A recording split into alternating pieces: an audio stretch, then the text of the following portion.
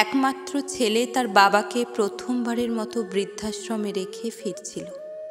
রাস্তার মাঝে ফোন এলো। তার বউ ফোন করে বলছে, তুমি আরেকবার বৃদ্ধাশ্রমে ফিরে যাও, একটা কথা বলতে ভুল হয়ে গেছে।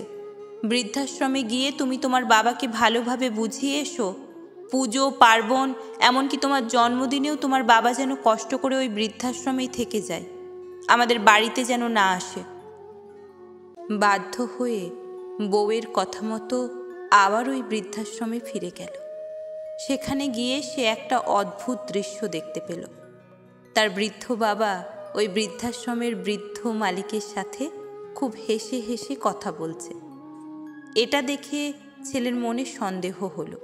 সে মনে মনে ভাবল, বাবা কি তাহলে আগে থেকেই এই বৃদ্ধাশ্রমের মালিককে চিনত? কে জানে, হয়তোবা। তারপর অপেক্ষা করতে লাগলো।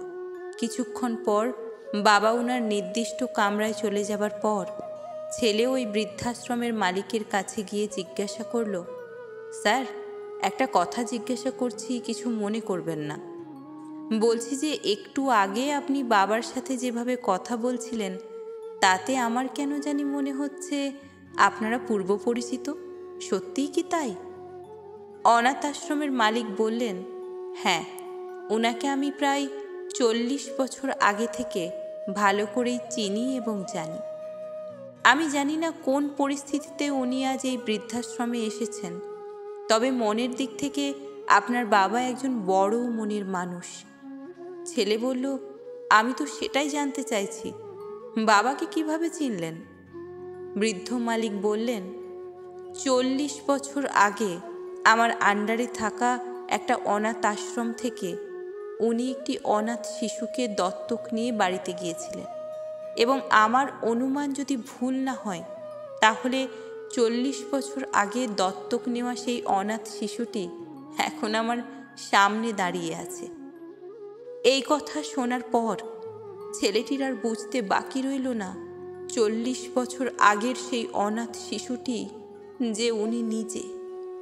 ছেলেটির চোখ দিয়ে অঝোর ধারায় অশ্রু ঝরতে লাগলো। ছেলেটি হাউমাউ করে কাঁদতে লাগলো।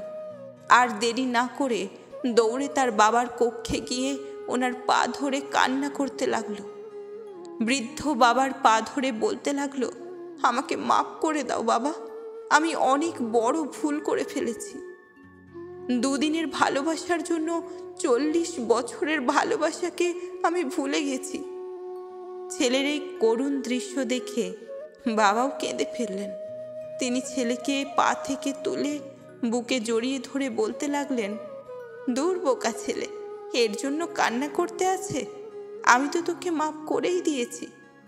এবার ছেলেটি কান্না থামিয়ে বাবাকে সেই বৃদ্ধাশ্রম থেকে নিয়ে বাড়ির দিকে ফিরে গেল। ভালো থাকুক পৃথিবীর সকল বাবারা, যেন কোনো বাবার শেষ পরিণতি বৃদ্ধাশ্রম না হয়।